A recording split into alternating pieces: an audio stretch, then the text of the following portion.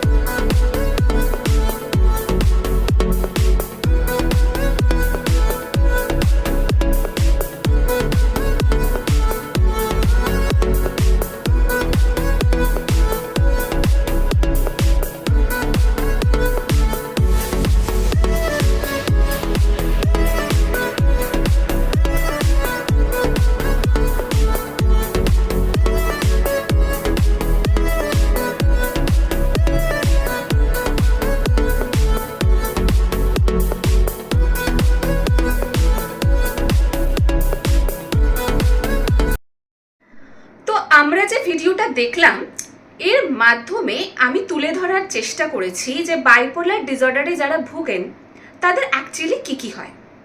তো basically bipolar ডিসঅর্ডারে দুটো episode থাকে, একটা ম্যানিক এপিসোড, একটা ডিপ্রেসিভ এপিসোড। যখন ম্যানিক এপিসোড হয় তখন সেই মানুষটার মধ্যে অত্যাধিক এনার্জি থাকে, তার ঘুমের একটু সমস্যা দেখা যায়, তার ঘুমের দরকারই পড়ে না, কিন্তু ঘুমের কমের জন্য তার কিন্তু এনার্জির কোনো অভাব হয় না, তার সব কিছুতে এক্সট্রিম এনার্জি, সে যেটা করতে ভালোবাসে সেটা প্রচুর সেই টাইমে করবে। এবার অনেক সময় দেখা যায় অনেক বেশি সে কথা বলছে, তার ভগবান বা এরকম টাইপের কোনো কিছুতে অনেক বেশি ভক্তি এই টাইমটাতে চলে আসে। কিন্তু ঠিক সেই মানুষটাই যখন ডিপ্রেসিভ এপিসোডে ভোগেন সেই মানুষটার তখন কোনো কিছুই ভালো লাগে না, এক্সট্রিম স্যাডনেসে ভোগেন, কোনো কিছুতে তিনি আশা খুঁজে পান না, ভরসা পান না, এমনকি কারোর সাথে ফোনে কথা বলতে ইচ্ছা করে না, সে তার যতই ক্লোজ পার্সন হোক না কেন, এমনকি তার ইন্টারেস্টিং যে জিনিসপত্র যেগুলো উনি করতে ভালোবাসেন সেগুলোতেও তার কোনো ইন্টারেস্ট আসে না। নয় সে সারাক্ষণ শুয়ে থাকবে, নয় এক্সট্রিম স্যাডনেসে ভুগবে, নয়তো ঘুমের প্রবলেম হবে। এই রকমভাবে তিনি ডিপ্রেশনের মধ্যে বেশ কিছুক্ষণ বা কিছু দিন ধরে থাকেন। সেই মানুষটারই আবার যখন ম্যানিক এপিসোড চলে আসে আবার ঠিক অপোজিটটা।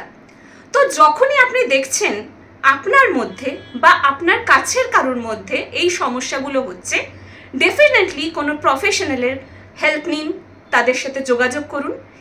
এই রোগগুলো কিন্তু মেডিকেশন এবং প্রপার কাউন্সেলিং থেরাপির মাধ্যমে অনেক বেশি কন্ট্রোলে চলে আসেন। ভালো থাকুন, সুস্থ থাকুন এবং এগুলো সম্পর্কে অ্যাওয়্যার থাকুন।